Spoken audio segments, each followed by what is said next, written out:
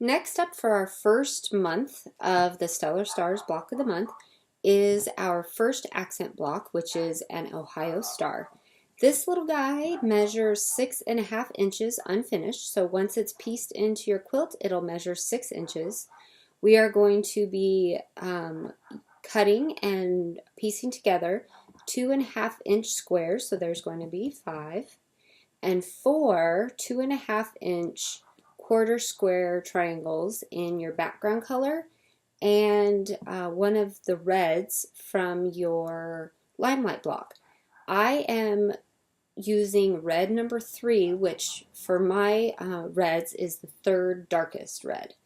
I will indicate that in the pattern so there won't be too much confusion, but if you're using a different color, if you want to keep with the same sort of value, use the third darkest. So that would be the red that you used for the sky in your limelight block on this little flying geese. So it is this red here. So again, this is the darkest is red 1, red 2, red 3, red 4, red 5, and that pink is number 6. For this block, we are going to be using just those two fabrics that I mentioned before, the Fons Porter Half and Quarter Square Triangle ruler, a regular old ruler for cutting your squares, rotary cutter. We're going to be glue basting, so I've got my glue handy and a nice hot iron. I have already prepared the fabric just like I did at the beginning of the limelight video. If you jumped ahead to this video, just briefly, I lightly starched both fabrics once to twice on both sides to help stabilize the grains, both going up and down and the bias grain. That helps me get really nice, accurate cuts.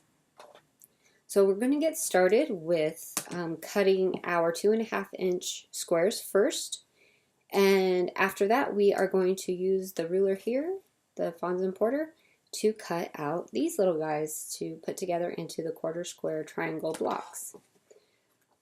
So just simply we are going to get our ruler here. I've got some scrap end that I must have done something extremely creative to have this little wonky side, and I'm going to just true up that end. So then I'll flip this over to have the trued up edge at my left and align that trued up edge at the 2.5-inch mark because we're making 2.5-inch squares. And normally you would be using a fat quarter or a portion of your fat quarter from your cuts, but you know, we are just cutting squares. So in the instructions I do give more specific guidelines for what to cut it from and where, but really you can cut a 2.5-inch strip from whatever you've got handy and get the cuts that you need. So I'll cut that one. I doubt that I will get 5 out of this, so I'm going to go ahead and cut 2 just in case. If you are cutting from straight from a fat quarter, you can definitely get the 5 that you'll need from one cut along the 18-inch edge. So I'm going to stack these on top of each other as straight as possible. So I've aligned that top edge through the 1/2 inch, it doesn't matter which 1/2 inch measurement. I like it better than aligning it through a solid measurement on the inch marks, because then I can make sure that it's really straight. Now I'm going to true up this edge, rotate this around, make sure it stays stacked nice and straight, and then I'll go ahead and start cutting off my 2.5-inch squares. So there is 2, 4, and well, this will give me 6, but more than likely I will use more in future blocks. So I will just leave them, I'll just finish off this strip. Alright, so I'll cut off this last little bit, and then I've got all of my 2.5-inch squares ready for my Ohio square block. Next up is cutting those those quarter square triangle units with the Fons Porter ruler. So if you remember from the previous video using that Fons Porter ruler for the half square triangles, we measured strips using this side over here, this yellow side. So instead of using the yellow side, which is the half square triangle side, we are going to use the black side, which is the quarter square triangle side. We are going to be making 2.5-inch quarter square triangle blocks unfinished. If you remember from the half square triangle lesson, we have to measure what our strip widths are going to be based on the finished size. Our blocks are 2.5 inches unfinished, so they are 2 inches finished. So if you follow that 2 straight over to the 1.5, that is our strip width. So we need to cut 1.5-inch strips in order to get the quarter square triangle units that we need for this block. So we are going to go ahead, just again, as before in the previous videos, I'm going to fold this in half. This is cut a little bit different. We're cutting this a little bit differently than the previous blocks. I am folding this along the length. So this is the selvage edge. So this is the selvage edge here, which is the length of fabric. So rather than cutting WOF for this, we are going to cut LOF. So as I mentioned in the previous videos, the length of your fabric along the selvage edge, parallel to the selvage, has the strongest grain, the littlest amount of stretch. And we want to have the width of our quarter square triangles, this being the width, on the strongest grain that we've got to reduce any possibility of stretching and getting rippled seams. So if we cut that along the length instead of along the width, you'll have a more accurate, stable piece. So I'm going to true up that edge, and I have it folded in half. At home you don't have to, simply so I can fit it under the camera. When I'm doing this at home without the camera, I cut it with a larger ruler and don't fold it. So that is simply just for me to be able to keep it all in the shot for you. And then I will true up that edge just like I've done before, flip it around, keep that fold at the bottom, make sure I get that edge aligned as best as I can, and cut that strip at 1.5 inches. Now at first you might think to yourself, that is never going to work.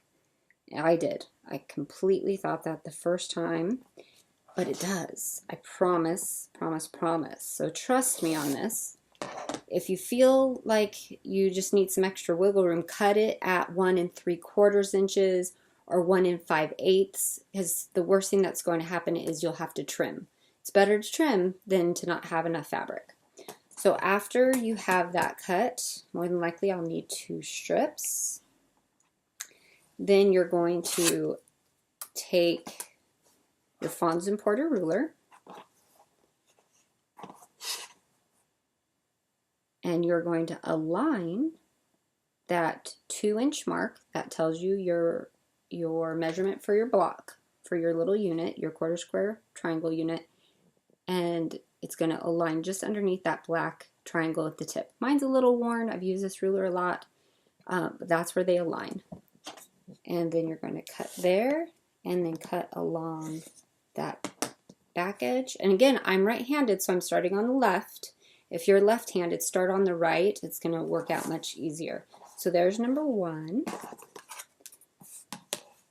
And now I flip the ruler around so it's upside down, and I'm going to align that edge at the 2 and get it aligned on this edge so there's no fabric peeking out.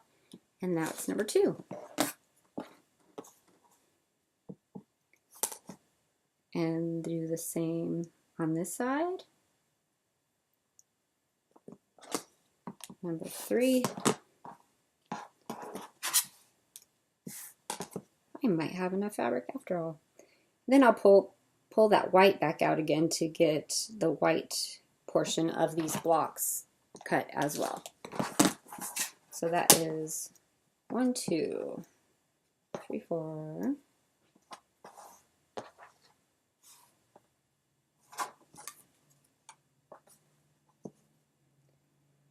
5.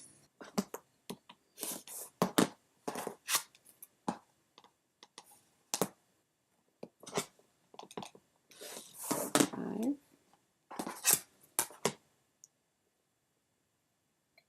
6. Excuse me. I can count, I promise. 7 and 8. All right. So I didn't need 2 strips after all. That will be reflected in the pattern, don't worry. All right. Okay. So now you need 2 for each block. So that's 1, 2, 3, 4. I will do the same with the white. So when we come back together, I'll have the whites ready and we will start glue basting these to get our units put together. All of the units are cut out to make each of our quarter square triangle blocks. And I went ahead and cut out each of the whites that I would need as well. At the end of the last segment, I had the reds cut out. So on my break, I went ahead and cut out the whites. I have 5 of the 2.5-inch squares, and for each quarter square triangle, I have 2 of the reds and 2 of the whites, so we can get this whole block assembled. Now I do want to show you the back again. I know I've showed this a couple of times, but this is what we are shooting for, and it makes such a difference when you can get these seams spun and these seams spun. Your block will lay so nice and flat. It'll be really a joy to piece together into your other, along with your other blocks. And for quilting, it makes a huge difference whether you're doing the quilting or you are having some custom quilting done. So let's go ahead and get these put together next, and we'll get it looking just like this sweet little Ohio star. So what I am going to do is just lay these out so you can see how it will come together. And using the Fons Porter quarter square triangle ruler makes it so easy to put these together. There are other techniques, as I've mentioned in the previous video. There are other techniques for this. There are formulas that you can follow that will make each portion of this, and then you piece them back together.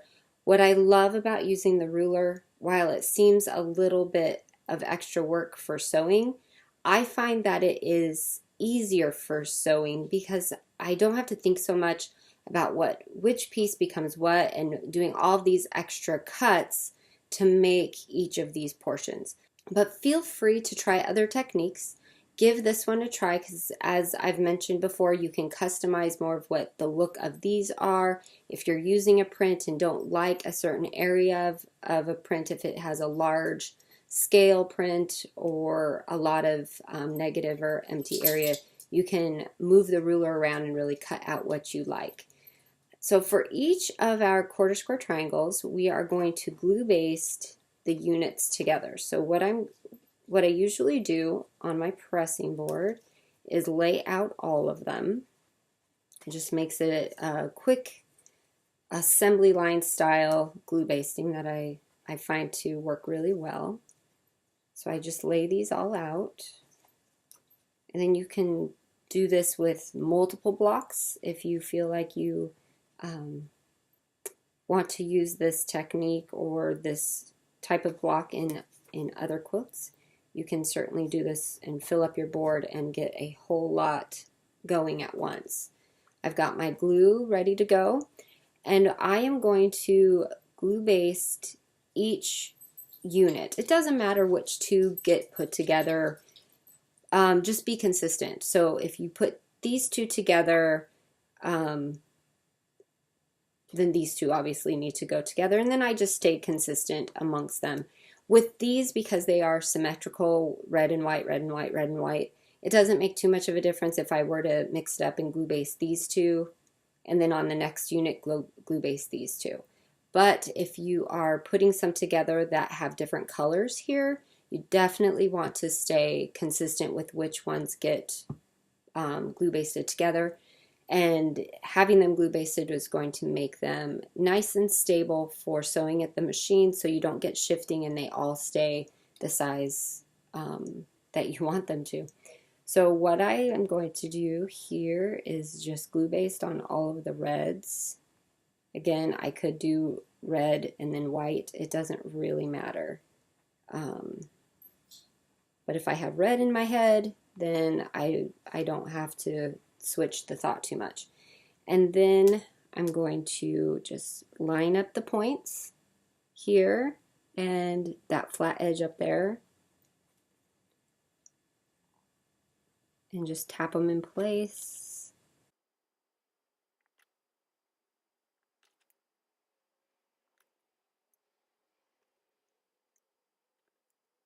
Okay, so they're all set, and then I'll heat set each of those, and now they're ready to sew. When I go to sew them, I keep them all in the same orientation. It just makes it easier for me to not feel like I've messed something up. And I'll take this whole little stack to my machine, and when I sew, I am going to start. So if this is, here, let me turn that around. So here's my sewing here, and when I start, I'm going to put the point under the machine because that stabilizes the point and it won't get sucked down into my feed dogs.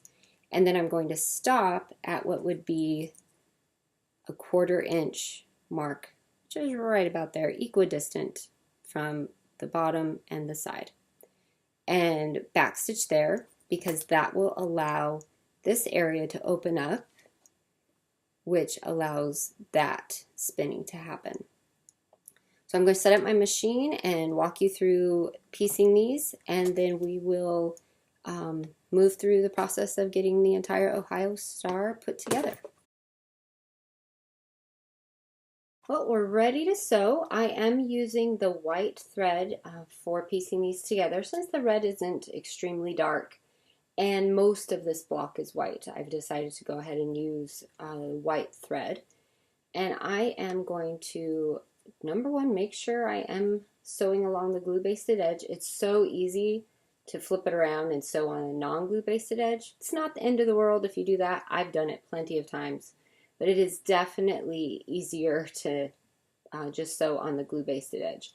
So I'm going to start sewing with the point up. It makes it so much easier to manage this little guide rather than starting here and looking for the 1/4 inch point, which you certainly can do, and then coming down. Because often this will end up in your feed dogs. So I am going to start there, and I'm sewing with the scant 1/4 inch. And for me, I'm just going to go right against my foot here, maybe a thread or two out, and not all the way to my 1/4 inch mark. This ruler, the Fons Porter ruler, helps with cutting really accurate pieces, so you almost need no trimming, like with the half square triangles. And it's no different for these. So give yourself just a little bit of wiggle room by using a scant 1/4 inch rather than a full 1/4 inch. It'll help make sure that your block turns out a more accurate size, and you'll have less trimming to do.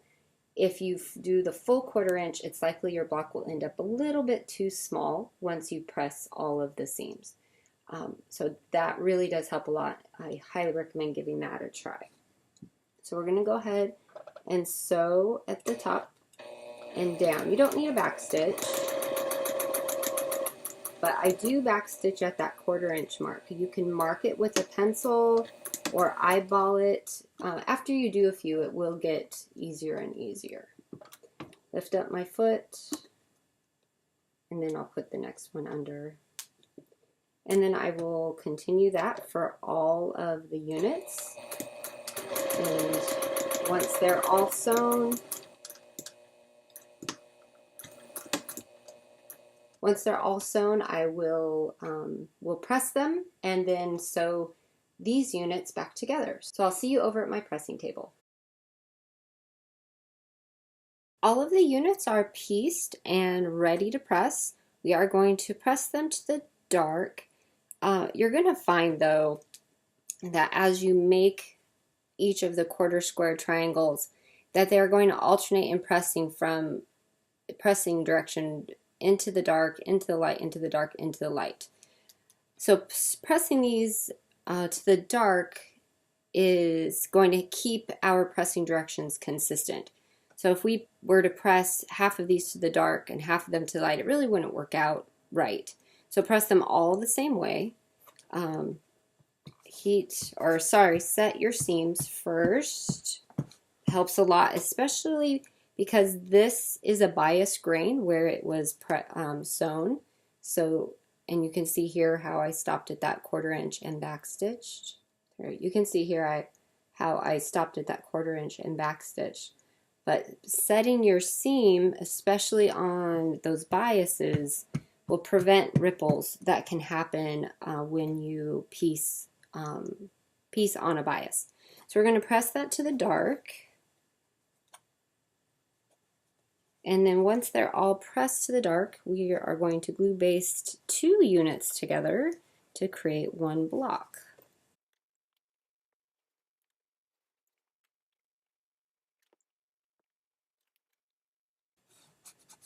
All right, so these are all ready.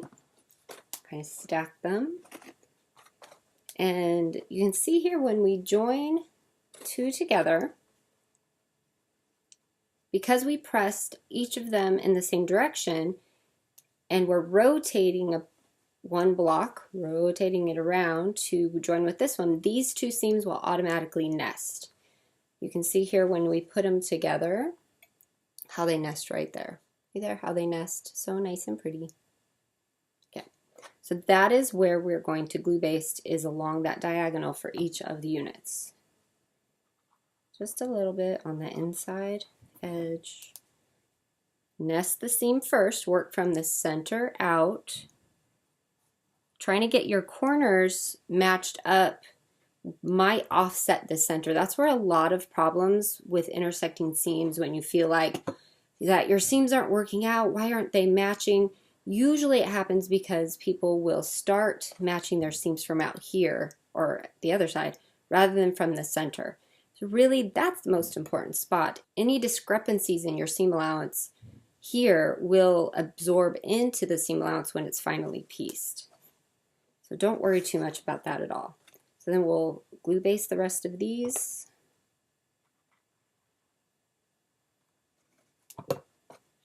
Again, center out.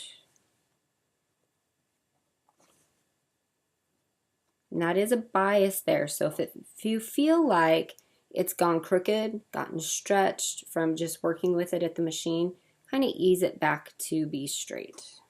Heat set that. Get 2 more.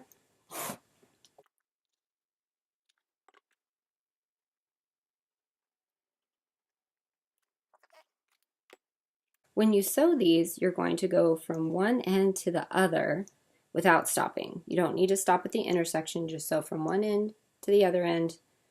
And don't worry about back stitching or anything like that, because these will be pieced in to the block, so your ends of the seams will be reinforced by the piecing. So I'm going to go ahead and sew all of these and come right back to you and show you how to press them so they will spin at that intersection. I've sewn from end to end on each of the units to piece each section of the 1/4 square triangles together, and now we're ready to set the seams and press them so that that center intersection opens up so nice and pretty. So go ahead and set those seams. Remember, it helps, especially with those bias grains. And when you open this up like that, flip it on over, and you're going to kind of open up that middle seam, and these will spin around like a pinwheel. And if there's any glue in there, just kind of release it with your fingers. And I usually like with other things, press it from the front.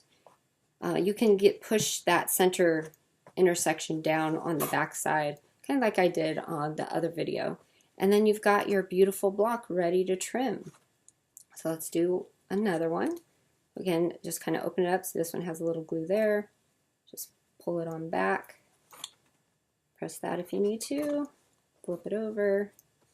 And this just helps so you don't get those folds along the edges of your seams. Keeps it nice and square.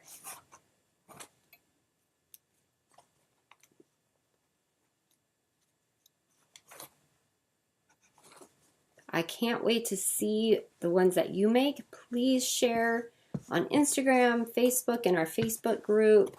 On Instagram, it's the Stellar Stars quilt, or Stellar Stars BOM, or Stellar Stars QAL for quilt along. Any of those will add your posts to the collection for the quilt. So now we're ready to trim. I'll move my pressing stuff, and then we'll get these trimmed right up. All right, these guys are all ready to trim. So all you need for trimming these little guys is a regular rectangular ruler or a square ruler. 4.5 inches, 6.5 inches, anything that's bigger than this will help you trim it to size. So when I trim these, and these again are going to be 2.5 inches, I want to measure from the center out. Because this is 2.5 inches, or we want it to be 2.5 inches, I want that intersection at 1.25 inches. So that's where I'm going to align it to start on this diagonal that comes out of the corner of my ruler. If you can see that. There. Let me point to it for you. So right here, that center of my block is at the 1.25 inch over and down on my ruler, and then my 45-degree angle is going right along the seam line. That is going to help me square up this edge here and this top edge, and then I'll have a trued up edge to help me align to true up these two edges. So go ahead and align that, or keep it aligned while you trim. And now you've got a trued up corner. Line up your trued up corner at 2.5 inches, and then double check that it is aligning at the 1.25. You know, just to be sure you didn't get any shiftiness going on. And then once that's aligned, you can true up that. And now you have your block all ready to go. I'm going to go ahead and trim up these, and then we will get them all ready to assemble into the full block. All right, let's put together our Ohio Star block. I have all of my quarter square triangle units ready to go, and those 2.5 inch squares ready, and we can start laying it out and get it assembled. So I like to lay it out first just to make sure everything looks the way I want it to. Let's see, so you can see better. So this guy is going to go just like that. And in the middle, make sure that your colored portions can rotate around so they don't end up doing this. That's really easy to do and changes the block completely. So we want it to do that. So there is our sweet little Ohio Star. I'm going to glue baste each row together, just like in the Limelight block. And then each intersection here, I'm going to start and stop at the 1/4 inch so that these intersections will open up and spin. And once we have that all done, we will have our block ready for assembly into the quilt. So let's go ahead and start by glue basting our rows together.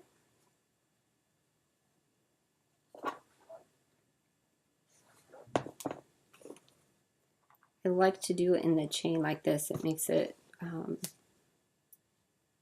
quick, and then I don't have to sew one seam at a time and then come back everything's ready to go, and I can make sure that my block is laid out in the way that I wanted it to. It's so easy to sew, have a stack of blocks that you're sewing into a row, and you get to your machine and something happens, you get distracted, or you just don't even think about it, and one of your blocks gets flipped around and you don't even realize it, or I don't even realize it until it's pieced in. Then it would be a matter of an act of Congress to get it out so that you can get it put in the right way. So doing it this way, glue basting it, everything is laid out ahead of time. You know that it's exactly where you want it to go, and you don't have to worry about it flipping around when you go to your machine to sew. Right, these are all ready. See, that one's coming apart, so if that happens, don't worry. It's easy to fix. Okay, so you can see here that they're all placed in the way that I want them to be. I'll go ahead and take my rows to my machine, and I'm going to start at the 1/4 inch mark, back stitch, stop here, and again I have the 45-degree angle to help me with where to stop and start, and on these we have it on both ends, which makes finding that spot really, really easy. So when I start here, I can really go from either side and start and stop at the 1/4 inch, start and stop at the 1/4 inch, and then once the rows are pieced together, those intersections will open up really pretty. The seams are all sewn and ready to press. I am going to go ahead and press them in alternating directions so that they will nest. So these seams and these seams and these seams will alternate to the right, to the left, and then I'll push these in, left, right, right, left. And then they'll nest, and once I get the rows put together, they will spin and look just like this. So first I'll go ahead and set all the seams. I know, get sick of hearing that a little bit, but it does help, I promise. I forget sometimes too, but especially on those bias seams, it helps immensely. So go ahead and press those in opposite directions. If you feel like it's going crooked, just kind of maneuver it. Sometimes I feel like the edges here go little. So if I feel like it's doing that, I'll kind of push it back in its place or push it up. And then these will go in.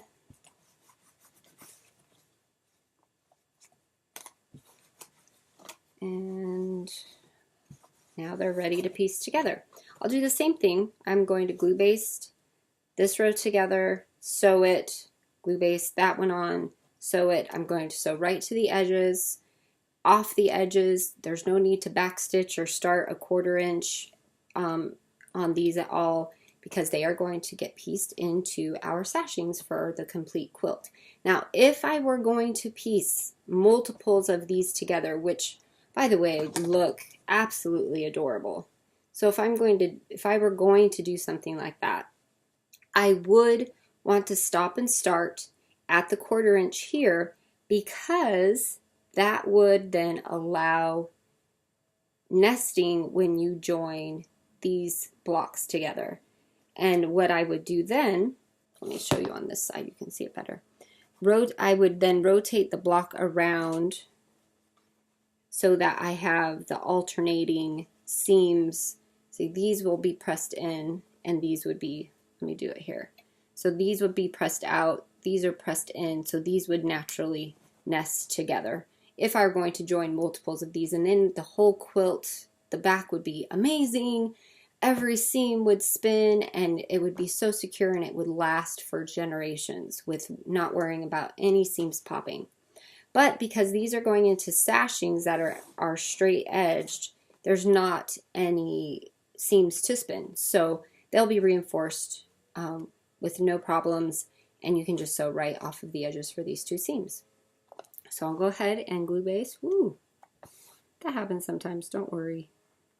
And it's washable, so if you ever get a drip on it, it'll come off really easily. So I'll go ahead and nest these. Now when I'm nesting these, again, I start from the center, these two intersecting seams, and go out. Another place where intersecting seams go off is when one of these might be a little bit bigger than the other, and then you start in the corner and then you go all the way this way, and then it offsets these seams. But if you start at the seam intersections and go out, any discrepancies, anything bigger or smaller out here on the edges will just absorb into your seam allowance and you won't even know. From the front, it will look absolutely fabulous, and then in the seam allowances, there's some shortages, some extra, but that doesn't matter. It's hidden, it's in the seam allowance, and it doesn't make any difference to the construction of the quilt. So I'll go ahead and heat set that.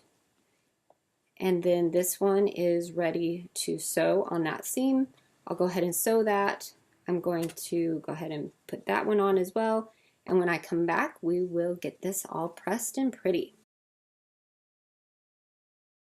The first two rows are sewn together. I'm going to go ahead and show you pressing these and spinning these two seams. Then we will join that final row and your block will be done. So set your seam, flip it to the back, and just like we did on the Limelight block, you're going to open up that intersection, give it a little push down with your iron, do the same with the second intersection,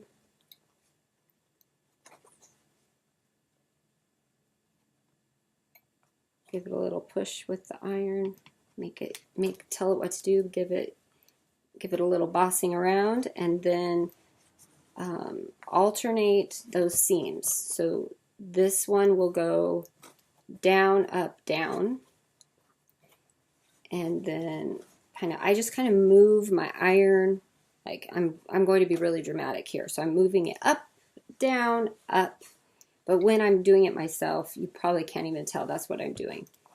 So this is ready for the final row. So I will do the exact same thing I just did here. We'll glue baste it, heat set it, sew it from end to end, open it up, press it, open it up, and spin those seams, and it will be ready to go. The final seam has been sewn. We'll go ahead and press that open. I do want to do a final note about seam allowances. I mentioned it throughout, or at least at the beginning of the Limelight block, but I haven't mentioned it much here.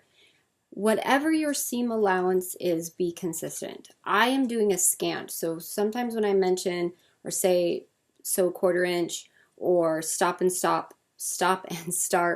at the 1/4 inch, I do mean consistent with what your seam allowance is for the rest of your piecing. So when I stop and start here at that 1/4 inch mark, it's actually probably more a scant because it is equidistant with my previous seam allowances. That way, everything matches up. My geometry teacher would be so proud, Mr. Peterson, wherever he is. I got a C on a good day in geometry, and now I can't believe I use geometry all the time. But I think it just makes sense now that I can use it with fabric and quilting. But having that equidistant point, if you are doing a full 1/4 inch stop and start, but a scant 1/4 inch seam, they are not going to match up. Your points aren't going to match up. So those things do need to be consistent. Whatever it is for you is fine, just be consistent. If it is more scant or less scant than my own, or if it's an exact 1/4 inch because that's what you prefer, that is just fine. No, it's fantastic. All I ask and all you need to do is be consistent, and your results will show that consistency. So we'll go ahead and set this and then open those up. Release any glue just like we've done before.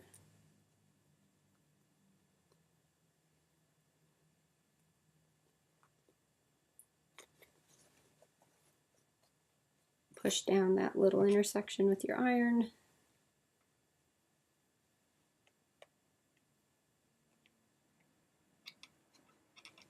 All right, flip it to the front, and again we will make sure that the seams are going the direction you want them to. So this one is going up, down, up. Again, if you flip the block around, it's going to be down, up, down. So it isn't a matter of every single time yours has to be the exact same as mine, or the words that I say. Just make sure that when you're pressing them that they are going in the alternating directions. All right, so just for good measure, I'm going to give this a light spray of starch. Light, you don't have to soak it. Let it seep in. Because if you soak it, you might find those ripples like to come back in those bias seams. So we just want to just lightly spray it. And starch helps to stabilize those grains, makes a nice strong block, and makes it nice and flat. Other products that are sizing products don't have quite the effect that starch does. They're not bad to use. Just make sure you know if you're using starch or not so you get the results that you're looking for. So this Ohio Star is ready to go.